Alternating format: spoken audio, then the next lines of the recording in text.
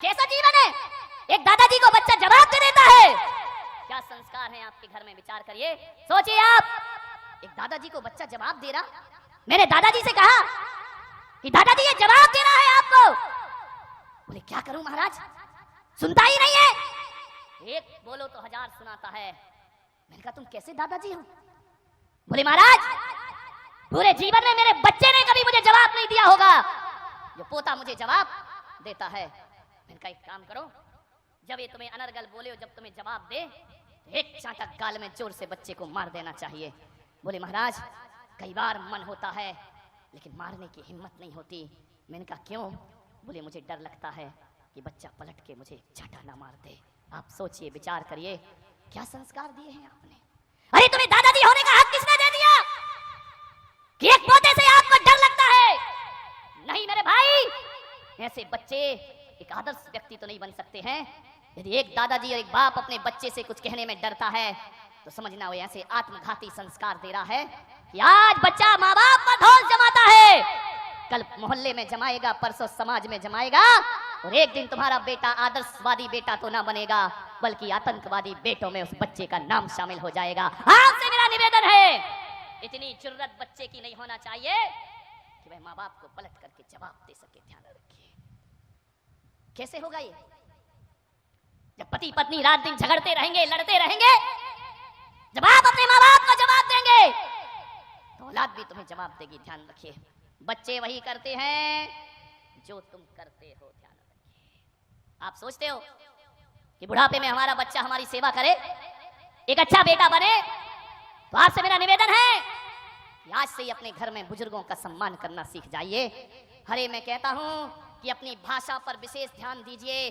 आदमी इतनी अनर्गल भाषा बोलता है कि वह भाषा एक दिन उसकी आदत बन जाती है, और ये आदत ब्लड में जाकर के घुल जाते हैं संस्कार, फिर वही उसकी जिंदगी बन जाती है। आदर्श व्यक्तित्व बनिए, भाषा का एक आदर्श होना चाहिए।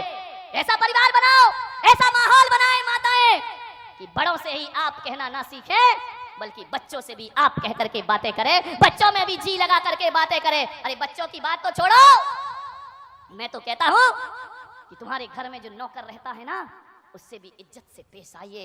इज्जत से पेश आएंगे ना तो नौकर ये नहीं कहेगा कि हर साल मेरी तनख्वाह बढ़ाओ। यदि सम्मान दोगे तो उतनी तनख्वाह में भी आनंद के साथ जी लेगा, आपकी इज्जत करेगा, आपका सत्कार करेगा। इज्जत से पेश आइए, ऐसे शब्द ना बोले। मैं बड़े आदर के साथ बहुत बहुमान देता हूं कि जैन समाज में एक समाज ऐसी है जिसने आज भी अपनी भाषा की सभ्यता नहीं खोई है, और इतनी अच्छी भाषा उनके घरों में बोली जाती है। मैं कोई पक्षपात नहीं कर रहा हूं, मैं पूरे देश में घूमा करता हूं, लेकिन कह सकता हूं कि जैन समाज में खंडेलवाल जैन समाज वो समाज है जहां बोली में आदर्श हुआ करता है, बोली में सभ्यता हुआ करती है। अरे बड़े तो बड़े, वहां तो साफ लगा करके बात की जाती है, वहां तो अच्छे शब्द बोले जाते हैं, वहां काका जी नहीं कहा जाता है, काका साहेब कह करके बुलाया जाता है। और तो और वहां ऐसा कल्चर है, उनकी ऐसी संस्कृति है, ऐसी पढ़ी लिखी समाज है कि ड्राइवर को भी ड्राइवर कह के नहीं बुलाते हैं, उसे भी ड्राइवर जी कह करके आवाज दिया करते हैं। ये सभ्यताएं सीखिए। आप कैसा बोलते हैं अपने घर में? इज्जत से बोलेंगे तो बच्चा भी इज्जत से बोलेगा। ध्यान रखिए मान्यवर, किसी आदमी को क्या चाहिए? दो मीठे शब्द चाहिए, और क्या चाहिए? तुम्हारे घर कोई आ जाए, मैं कहता हूं चाय फीकी हो तो चल जाएगी, लेकिन आदमी की वाणी बड़ी मीठी होना चाहिए। मीठी वाणी होगी, वाणी अंतरंग का दर्पण हुआ करती है। आप जिन शब्दों का प्रयोग करते हैं उससे आपके स्तर का पता चलता है, जिन भाषा का आप प्रयोग करते हैं उससे आपके चिंतन का पता चलता है। यदि आप असभ्यता भरी बातें बोलते हैं तो समझ लीजिए कि हमारा स्तर बहुत गिरा हुआ स्तर है। अच्छी भाषा का प्रयोग करिए, नौकर से भी आप कहकर और जी लगाकर बात करना सीखिए। यह है बच्चों की परवरिश करना।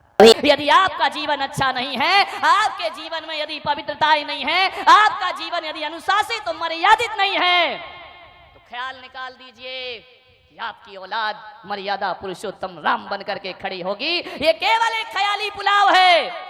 हमें आज के बच्चे इतने होशियार हैं, इतने होशियार हैं कि जो अकल तुम लोगों को 18 साल में आई है वो अकल बच्चों को 5 साल में आ गई है। ध्यान रखिए, इतनी आज एक्स्ट्रा हो गई है आज की ये जनरेशन, इतनी ज्यादा आधुनिक हो गई है, इतनी ज्यादा आगे बढ़ चुकी है युवा पीढ़ी। मैंने एक बच्चे से पूछा, वही 10 साल का बच्चा होगा, मैंने कहा एक बात बताओ, अपने देश में एक कानून है कि लड़के की शादी की उम्र 21 साल हुआ करती है और लड़की की उम्र 18 साल हुआ करती है। मैंने कहा बच्चे बताओ ऐसा क्या होता है? बड़ा प्रतिभाशाली बच्चा रहा, उसने कहा महाराज बताओ। मैंने कहा हाँ। बोले ऐसा इसलिए होता है। मैंने कहा उसकी उम्र भी 21 साल क्यों नहीं रखी है? बोले इसलिए नहीं रखी कि जो अकल लड़कों को 21 साल में आती है वो अकल लड़कियों को 18 साल में। कितने होशियार बच्चे हो गए मेरे भाई। एक टीचर ने बच्चे से पूछा कि बेटा बताओ पैजामा एक वचन होता है कि बहुवचन होता है? बच्चे ने कहा सर जी ऊपर से एक वचन होता है, नीचे से बहुवचन होता है। बहुत होशियार पीढ़ी हो गई है ये, इतनी होशियार हो गई है। ऐसे ऐसे प्रश्न करते हैं ये बच्चे कि हमारे पास कोई उत्तर। ध्यान रखना, अब इस देश में बुद्धू बच्चे पैदा होना बंद हो चुका है। इस देश में गंवार बच्चों ने पैदा होना बंद कर दिया है। आज बच्चा पैदा होते ही मोबाइल हाथ में ले लेता है, इंटरनेट में जाकर के बैठ जाया करता है, कंप्यूटर। अरे माँ बाप को मोबाइल चलाना नहीं आते हैं। बच्चे से कहते हैं बेटा बच्चा पप्पू इसमें कुछ डाउनलोड कर दे। बच्चा कहता है बुद्धू राम तुम्हारी जिंदगी ऐसी चली गई। ध्यान, बड़े होशियार हो गए ये बच्चे, बहुत होशियार। इन्हें सिखाने की जरूरत नहीं है, बहुत सोच सीख चुके हैं। एक बच्चे ने पूछा, एक टीचर ने पूछा कि बच्चे जरा ये बताओ कि गंगा कहां से निकलती है और कहां जाके मिलती है? बच्चा बड़ा होशियार था। बच्चे ने कहा हमारे पिताजी ने कहा है कोई कहीं से निकले किसी से मिले तुमको कुछ लेना देना नहीं है, इस लफड़े में बिल्कुल मत पड़ना, कौन कहां से मिला और कहां किससे जाकर के मिला। एक बच्चा और था, बोले मैं बताऊं? बोले बताओ। बोले गंगा दोपहर को 12 बजे अपने घर से निकलती है और कौन बोला उमेश भिंडी से जाके मिलती है। ध्यान रखिए, विचार करें। यहाँ बहुत होशियार हो गए हैं बच्चे। कितना भी सिखाओ ये सीखने वाले नहीं हैं।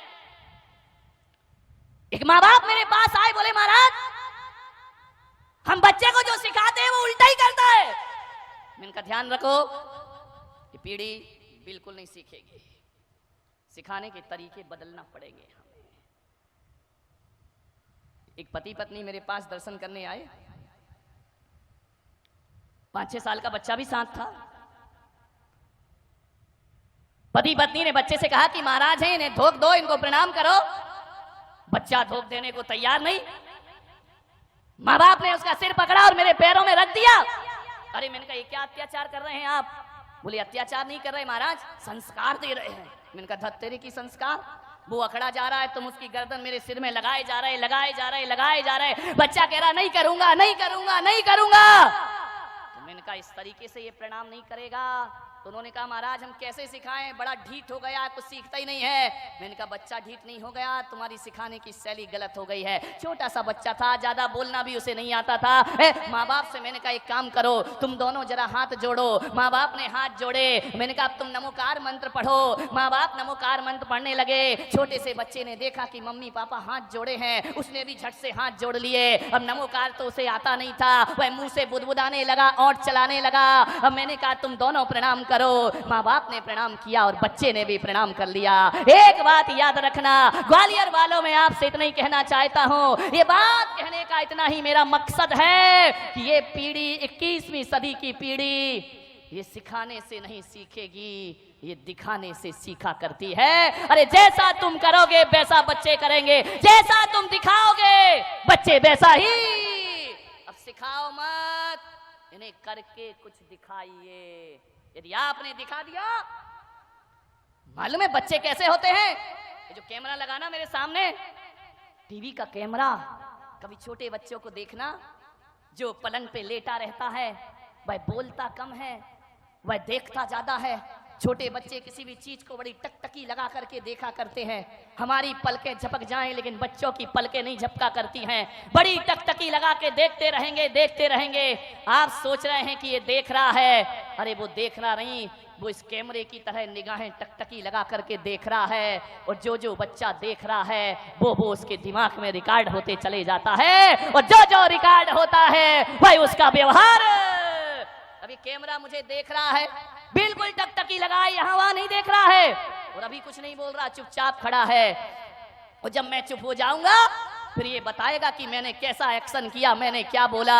अरे कैमरा अपनी तरफ से कुछ नहीं बोलता, जो बोलता है वह हमारे को देखकर बोलता है, और बच्चे अपनी तरफ से कुछ नहीं सीखते, जो भी सीखते हैं वह परिवार को देख करके सीखा करते हैं, हमारे व्यवहार को देख करके सीखा करते। हमारे घर में कैसा व्यवहार, एक पति बार बार झुंझलाएगा, बात बात पर उत्तेजित होगा। मैं आपसे पूछता हूं, सोचो बच्चा क्या रिकॉर्डिंग करेगा।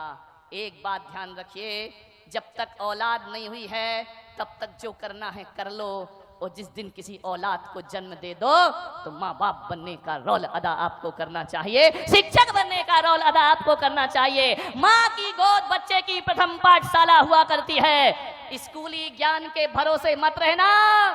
स्कूलों में तो केवल डिग्रियां पकड़ा दी जाएंगी, स्कूलों में डॉक्टर बनाया जाएगा, इंजीनियर बनाया जाएगा, वकील बनाया जाएगा, स्कूलों में आईएएस आईपीएस अफसर बना दिया जाएगा। लेकिन ध्यान रखना, स्कूलों में डिग्रियां मिलेंगी, तुम्हारे बेटे को डॉक्टर इंजीनियर बना देंगे, लेकिन एक बात ध्यान रखना, स्कूल की शिक्षा डॉक्टर और इंजीनियर बनाती है, माँ बाप की शिक्षा एक अच्छा इंसान बनाया करती है। आप अपने बच्चे को अच्छा इंसान बनाइए, एक आदर्श व्यक्ति बनाइए। कैसा जीवन है, एक दादाजी को बच्चा जवाब दे देता है, क्या संस्कार हैं आपके घर में, विचार करिए। सोचिए आप, एक दादाजी को बच्चा जवाब दे रहा, मैंने दादाजी से कहा कि दादाजी ये जवाब दे रहा है आपको। बोले क्या करूं महाराज, सुनता ही नहीं है, एक बोलो तो हजार सुनाता है। मैंने कहा तुम कैसे दादाजी हो? बोले महाराज पूरे जीवन में मेरे बच्चे ने कभी मुझे जवाब नहीं दिया होगा, जो पोता मुझे जवाब देता है। मैंने कहा एक काम करो, जब ये तुम्हें अनर्गल बोले, जब तुम्हें जवाब दे तो एक चांटा गाल में जोर से बच्चे को मार देना चाहिए। बोले महाराज कई बार मन होता है लेकिन मारने की हिम्मत नहीं होती। मैंने कहा क्यों? बोले मुझे डर लगता है कि बच्चा पलट के मुझे चांटा ना मार दे। आप सोचिए, विचार करिए, क्या संस्कार दिए हैं आपने। अरे तुम्हें दादाजी होने का हक किसने दे दिया कि एक पोते से आपको डर लगता है? नहीं मेरे भाई, ऐसे बच्चे एक आदर्श व्यक्ति तो नहीं बन सकते हैं।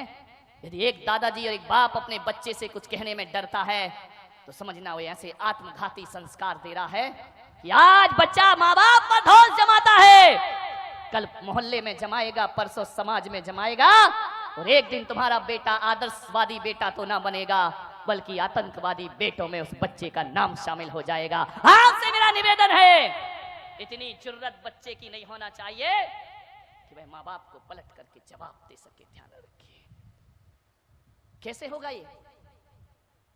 जब पति पत्नी रात दिन झगड़ते रहेंगे, लड़ते रहेंगे, जब आप अपने माँ बाप को जवाब देंगे तो औलाद भी तुम्हें जवाब देगी। ध्यान रखिए, बच्चे वही करते हैं जो तुम करते हो। ध्यान रखिए, आप सोचते हो कि बुढ़ापे में हमारा बच्चा हमारी सेवा करे, एक अच्छा बेटा बने, तो आपसे मेरा निवेदन है कि आज से ही अपने घर में बुजुर्गों का सम्मान करना सीख जाइए। हरे मैं कहता हूं कि अपनी भाषा पर विशेष ध्यान दीजिए। आदमी इतनी अनर्गल भाषा बोलता है कि वह भाषा एक दिन उसकी आदत बन जाती है, और ये आदत ब्लड में जाकर के घुल जाते हैं संस्कार, फिर वही उसकी जिंदगी बन जाती। आदर्श व्यक्तित्व बनिए, भाषा का एक आदर्श होना चाहिए। ऐसा परिवार बनाओ, ऐसा माहौल बनाए माताएं कि बड़ों से ही आप कहना ना सीखें बल्कि बच्चों से भी आप कह करके बातें करें, बच्चों में भी जी लगा करके बातें करें। अरे बच्चों की बात तो छोड़ो, मैं तो कहता हूं कि तुम्हारे घर में जो नौकर रहता है ना, उससे भी इज्जत से पेश आइए। इज्जत से पेश आएंगे ना तो नौकर ये नहीं कहेगा कि हर साल मेरी तनख्वाह बढ़ाओ। यदि सम्मान दोगे तो उतनी तनख्वाह में भी आनंद के साथ जी लेगा, आपकी इज्जत करेगा, आपका सत्कार करेगा। इज्जत से पेश आइए, ऐसे शब्द ना बोले। मैं बड़े आदर के साथ बहुत बहुमान देता हूं कि जैन समाज में एक समाज ऐसी है जिसने आज भी अपनी भाषा की सभ्यता नहीं खोई है। और इतनी अच्छी भाषा उनके घरों में बोली जाती है। मैं कोई पक्षपात नहीं कर रहा हूं, मैं पूरे देश में घूमा करता हूं, लेकिन कह सकता हूं कि जैन समाज में खंडेलवाल जैन समाज वो समाज है जहां बोली में आदर्श हुआ करता है, बोली में सभ्यता हुआ करती है। अरे बड़े तो बड़े, वहां तो सांप लगा करके बात की जाती है, वहां तो अच्छे शब्द बोले जाते हैं, वहां काका जी नहीं कहा जाता है, काका साहेब कह करके बुलाया जाता है। और तो और वहां ऐसा कल्चर है, उनकी ऐसी संस्कृति है, ऐसी पढ़ी लिखी समाज है कि ड्राइवर को भी ड्राइवर कह के नहीं बुलाते हैं, उसे भी ड्राइवर जी कह करके आवाज दिया करते हैं। ये सभ्यताएं सीखिए। आप कैसा बोलते हैं अपने घर में? इज्जत से बोलेंगे तो बच्चा भी इज्जत से बोलेगा, ध्यान रखिए। मान्यवर, किसी आदमी को क्या चाहिए? दो मीठे शब्द चाहिए, और क्या चाहिए? तुम्हारे घर कोई आ जाए, मैं कहता हूं चाय फीकी हो तो चल जाएगी, लेकिन आदमी की वाणी बड़ी मीठी होना चाहिए। मीठी वाणी होगी, वाणी अंतरंग का दर्पण हुआ करती है। आप जिन शब्दों का प्रयोग करते हैं उससे आपके स्तर का पता चलता है, जिन भाषा का आप प्रयोग करते हैं उससे आपके चिंतन का पता चलता है। यदि आप असभ्यता भरी बातें बोलते हैं तो समझ लीजिए कि हमारा स्तर बहुत गिरा हुआ स्तर है। अच्छी भाषा का प्रयोग करिए। नौकर से भी आप कहकर और जी लगाकर बात करना सीखिए। यह है बच्चों की परवरिश करना। मान्यवर, सोचना है आपको। एक दो दिन अटपटा लगेगा जिन घरों में आदत नहीं है अच्छे से बोलने की। अब एक दो दिन यदि आप कहोगे बच्चों से तो बड़ा अटपटा लगेगा कि हम क्या बोल रहे हैं, ऐसा लगेगा, हंसी भी आएगी। लेकिन आप इस हंसी से मत घबराएं। दो चार दिन बुरा लगता है और एक दिन यही शब्द हमारे जीवन की आदत बन जाया करते हैं। और आज जो बुरा लग रहा है, दो लोग घर के हंसेंगे, कोई बात नहीं है, लेकिन कल जो हंसने वाले हैं वही तुम्हारा आदर्श व्यक्तियों में नाम लेंगे, वही तुम्हें इज्जत से बात करेंगे। इसलिए कभी भी राजस्थान में, मारवाड़ में आप जाइए, जोधपुर में जाइए, वहां तो मेरे भाई गाली भी बड़ी अदब से दी जाती है। वहां कुत्ते को कुत्ता नहीं कहा जाता, वहां कुत्ता सा कह करके बुलाया जाता है। गाली भी देना है, कोई आ जाए मेहमान तो कहा जाता है पधारो सा, और जाता है तो कहा जाता है पधारो सा। कोई नहीं कहता कि अब आप जाइए। विचार करिए आप, भाषा में सभ्यता होना चाहिए। सभ्य भाषा होगी, जब तक आदमी नहीं बोल रहा है तब तक उसके प्रति आप कोई आकलन नहीं कर सकते हैं। और जिस दिन आदमी बोल पड़ता है पता चलता है कि कितने गहरे पानी में आदमी जिया करता है। अच्छी भाषा का प्रयोग करिए, बेहतरीन शब्दों का चयन करिए अपने जीवन में। यदि बच्चों को अच्छी परवरिश देना है, ध्यान रखिए, आपकी जिम्मेदारी है। एक बात याद रखना,